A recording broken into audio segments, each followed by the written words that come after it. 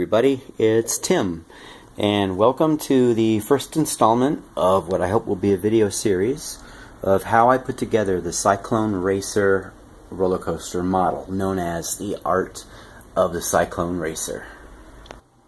Someone asked me recently why I'm making another model of this roller coaster when there's already about a half a dozen pretty good ones out there.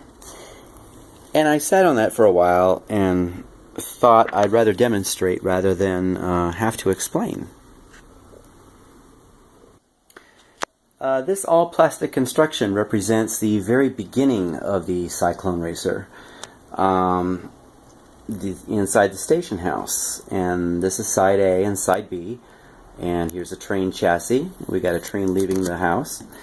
I am duplicating Fred Church's roller coaster brake design and using real moving parts. I never did this with the airplane, so this was quite an undertaking.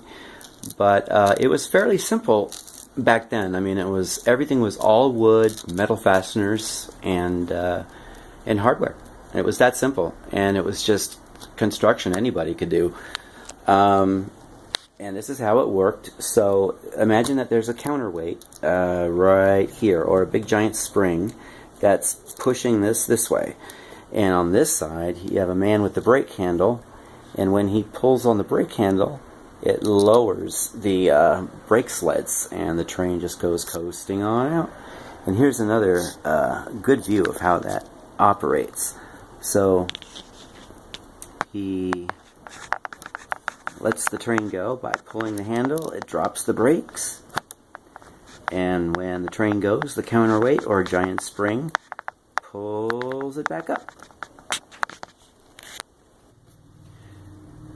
I would really love to do the whole roller coaster in this much detail and possibly make parts of it working. And this can happen if I get enough contributions on my Hatch Fund campaign.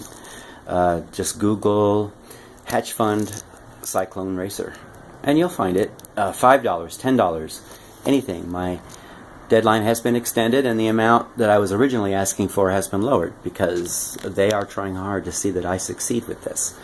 So please consider, and thank you to all my donors. I really appreciate it, and all my future contributors. Know that you are working towards something really great.